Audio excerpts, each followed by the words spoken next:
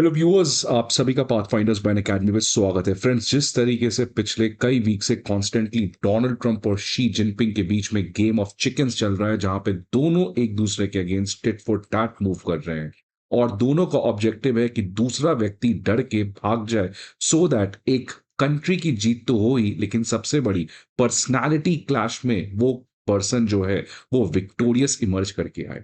और इस particular constantly battle में दोनों कंट्री को लॉस हो रहा है। इनफैक्ट यूएस में आप देख सकते हैं इन्फ्लेशन बढ़ते हुए नजर आ रहा है, लेकिन दूसरी तरफ चाइना उसके ऊपर भी इस पर्टिकुलर रिटेलिएटरी टैरिफ की वजह से आज काफी ज्यादा नुकसान झेलना पड़ रहा है। इनफैक्ट आज के दिन ये अखबार में न्यूज आया है कि चाइना ने चुपचाप से बहुत सारे कमोडिटीज के ऊपर जो रिटेलिएटरी टैरिफ है उसको खत्म कर दिया है। सीएनएन में भी ये कहा गया है कि चाइना ने काफी सारे, खासकर जो इलेक्ट्रॉनिक सेक्टर से रिलेटेड गुड हैं, उसमें रिटेलिएटरी टैरिफ को सस्पेंड कर दिया है। सो फ्रेंड्स, ये बताता है कि दोनों कंट्री आज इस पर्टिकुलर रिटेलिएटरी टैरिफ की वजह से परेशान है। लेकिन हमें क्या, हमें तो ये देखना है कि क्या इस पर्टिकुलर डेवलपमेंट से इंडिया के नेशनल इंटरेस्ट को फायदा पहुंचता है। तो जिस तरीके से पिछले 2 से 3 वीक में यूएस और चाइना के बीच में इस तरीके का टैरिफ वॉर हुआ है, उसकी वजह से आज वो जितने भी अमेरिकन कंपनीज हैं जिन्होंने चाइना में सप्लाई चेन बना के रखा है, आज उनको समझ में आ चुका है कि भले ये खतरा क्यों ना टल जाए, भले डोनाल्ड ट्रंप या शी जिनपिंग इस पर्टिकुलर टैरिफ को सस्पेंड क्यों ना कर दें, बट एक बात तो क्लियर है कि now the America has realised that the greatest threat is China. और रशिया जो है, जो इनका कोल्ड वॉर राइवलरी था, उससे काफी बड़ा चैलेंज है China, because China is not only a country with strong military, but it is world's second largest economy। और जिस तरीके से चाइना का चीजों के ऊपर पकड़ है, आज यूएस को समझ में आ चुका है कि चाइना को टैकल करना आसान नहीं है। और इसलिए एक बात तो श्योर हो चुका है इंटरनेशनल जियो पॉलिटिक्स में कि now the game has begun. Now America हर तरीके से चाइना को रोकने का प्रयास करेगा। और इसी पर्टिकुलर फॉरेन पॉलिसी शिफ्ट की वजह से आज दुनिया के तमाम कंट्रीज जो चाइना से निकलने का प्रयास कर रहे थे, आज वो अर्जेंटली चाइना छोड़कर दूसरे कंट्री में आ रहे हैं। और वो दूसरा कंट्री कौन है फ्रेंड्स? आपको पता ही है, भारत। आप देखिए आज क्या न्यूज आया है कि एप्पल, जो काफी समय से चाइना के ऊपर अपने डिपेंडेंसी को कम करना चाह रहा था, लेकिन जिस तरीके से ये चीजें फिगर आउट हुई हैं, अब एप्पल ने अनाउंस किया है कि अगले साल 2026 के पहले ही यूएस के सारे आईफोन्स अब इंडिया में बनाए जाएंगे। तो मतलब एक बहुत ही बड़ा न्यूज आ रहा है फ्रेंड्स, क्योंकि इसका मतलब कि एप्पल जो है वो अपना अब चाइना में प्रोडक्शन को घटाएगा नहीं, बल्कि जीरो कर देगा। मतलब नाउ चाइना में कोई भी एप्पल के आईफोन्स प्रोड्यूस नहीं होंगे जो एप्पल चाइना में बनाकर उस स्मार्टफोन को यूएस भेजता था। और ये बहुत बड़ी फ्रेंड्स है न्यूज है। देख सकते हैं फ्रेंड्स, इंडियन टुडे में भी ये कहा गया है कि एप्पल ने कहा है कि 2026 के पहले जितने भी यूएस के आईफोन्स हैं वो सब इंडिया में बनाए जाएंगे। और क्यों ये बहुत बड़ी बात है फ्रेंड्स? बिकॉज आप देख सकते हैं कि इस समय यूएस में जितने भी एप्पल के आईफोन्स यूज होते हैं, वो लगभग 90% आईफोन्स चाइना में प्रोड्यूस होते हैं। तो आप समझ सकते हैं कि ये एप्पल जो चाइना में अपने सप्लाई चेन को बनाया था, ये सिंबॉलिकली बहुत इंपॉर्टेंट था, बिकॉज ये बताता है कि चाइना कितना बड़ा आज इंटरनेशनल सप्लाई चेन्स का अहम हिस्सा था। लेकिन अब एप्पल जो वर्ल्ड की one of the largest company है, उसका ये कहना है कि अब वो चाइना में प्रोडक्शन को जीरो करने जा रही है। ये बताता है कि जो चाइना ग्लोबलाइजेशन से इतना फायदा उठाया था, आज सिंबॉलिकली आज चाइना के लिए मोमेंट है जब पता चल रहा है कि ग्लोबलाइजेशन से अब चाइना जो है वो बाहर होते हुए नजर आ रहा है। और जो अगला फेज ऑफ ग्लोबलाइजेशन होगा, उसमें India will play the most pivotal role in the same manner as what China did in the last globalisation order. So 90% friends, US iPhone जो है, जो चाइना में बनता था, अब ये बंद हो जाएगा। और अब यूएस में जितने भी आईफोन्स होंगे वो सब इंडिया में बनाए जाएंगे। सो फ्रेंड्स, इसके बारे में आज हम लोग डिटेल में बात करेंगे, बट आगे बढ़ने के पहले एक बहुत ही इंपॉर्टेंट इंफॉर्मेशन कि academy IAS previous year questions, current affair magazines और प्रीलिम्स मॉक टेस्ट, ये तीनों चीज के पीडीएफ अब आपके सामने लेकर आया है। ये सारे पीडीएफ आपको हमारे द्वारा फ्री ऑफ कॉस्ट प्रोवाइड किए जा रहे हैं। ये पीडीएफ्स आपको कहाँ मिलेंगे?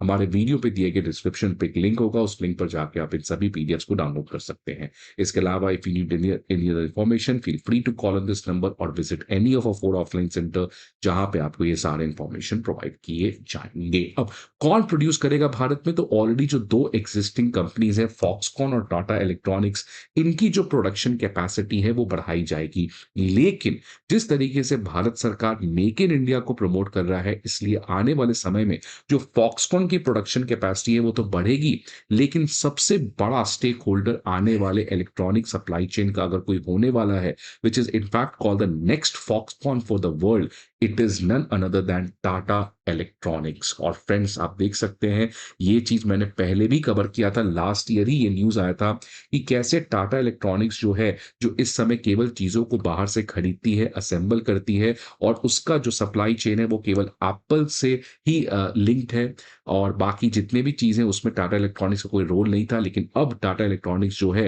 वो फॉक्सकॉन जिस तरीके से दुनिया की सबसे बड़ी ग्लोबल असेंबलर है, वो चाहे एचपी का लैपटॉप, डेल का लैपटॉप, माइक्रोसॉफ्ट के जितने भी इक्विपमेंट्स हैं, एप्पल के जितने भी गैजेट्स हैं, वो सब चीज फॉक्सकॉन जो है, जो एक ताइवान की कंपनी है, वो असेंबल करती थी। लेकिन अब टाटा इलेक्ट्रॉनिक्स ने कहा है कि एप्पल, उसकी तो ऑलरेडी टाटा इलेक्ट्रॉनिक्स असेंबलिंग करता है, लेकिन अब जितने भी बड़े-बड़े लैपटॉप के कंपनीज हैं, वो भी क्योंकि चाइना से अब निकलना चाह रहे हैं, तो उनके लिए भी टाटा इलेक्ट्रॉनिक्स जो है, वो सबसे बड़ी मैन्युफैक्चरिंग यूनिट बन के आएगी। और टाटा के साथ सबसे बड़ी खास बात क्या है? अनलाइक फॉक्सकॉन की, टाटा के पास अब आने वाले समय में अपना खुद का सेमीकंडक्टर होगा।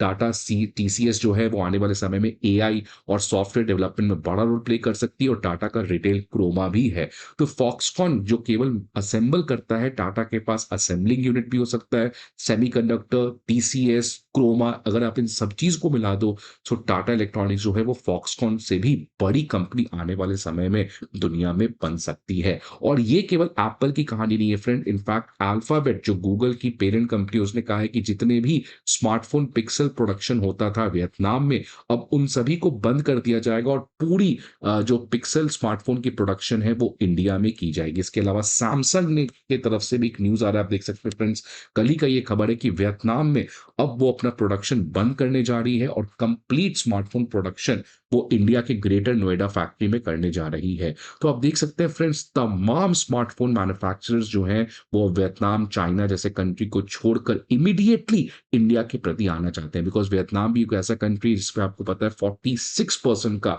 रिटेलिएटरी टैरिफ लगा था। और एक और खबर कुछ दिन पहले आई थी कि जितने भी लैपटॉप ब्रांड्स हैं, वो चाहे आसूस हो गया, एमएसआई हो गया, एचपी हो गया, ये जितने भी कंपनीज हैं स्मार्टफोन के अलावा, इन्होंने कहा है गुड बाय चाइना, नमस्ते इंडिया, बिकॉज अब ये सारे लैपटॉप मैन्युफैक्चरर्स भी इंडिया आने जा रहे हैं।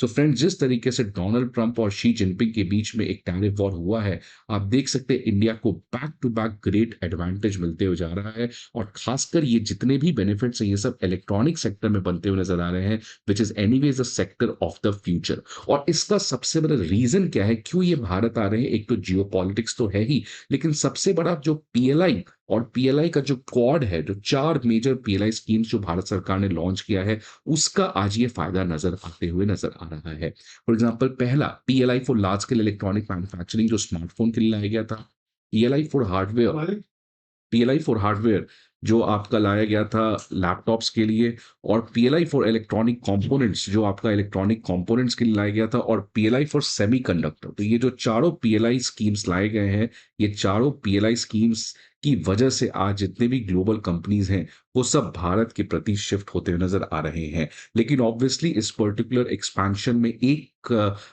ऑब्स्टिकल आने वाले समय में जो भारत को फेस करना पड़ेगा, वो है चाइना की तरफ से, बिकॉज चाइना जो है वो क्रिटिकल मिनरल्स और मशीनरीज के ऊपर ब्लॉक कर दिया है। इनफैक्ट यूएस को तो देने से मना कर ही दिया है, लेकिन अब चाइना ने कहा है जिस तरीके से ये सारे इलेक्ट्रॉनिक मैन्युफैक्चरर्स चाइना छोड़ के इंडिया जा रहे हैं, तो इसलिए क्रिटिकल मिनरल्स जो उनके बिना वो कोई भी इलेक्ट्रॉनिक गुड्स नहीं बन सकता है, और इस समय वर्ल्ड का 90% critical mineral production China control करता है। तो चाइना ने इस पर्टिकुलर डाइवर्सिफिकेशन को रोकने के लिए कहा है कि वो भारत को क्रिटिकल मिनरल्स और कुछ इंपॉर्टेंट मशीन्स देने से मना कर देगा। और इसी कॉन्टेक्स्ट में अश्विनी वैष्णव जी ने रिसेंटली रिसेंटली आप देख सकते कहा है कि चाइना जो रेयर अर्थ मेटल का ब्लॉकेट लगा रखा है, इसकी वजह से भारत के इलेक्ट्रॉनिक कंपनीज को कोई ना कोई ऑल्टरनेटिव ढूंढना पड़ेगा। सो ये एक ऑब्स्टिकल है, लेकिन इसका सॉल्यूशन भी है। भारत सरकार बहुत तेज रेट से काम कर रही है, बट एक बात तो श्योर है फ्रेंड्स कि Trump's tariff policy is a blessing in disguise for India.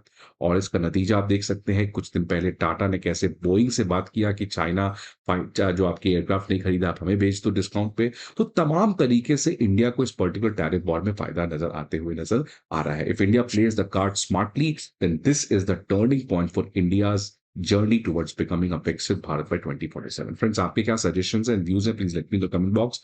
I hope आपको ये वीडियो अच्छा लगे। See you again some another video. Till then, goodbye, take care.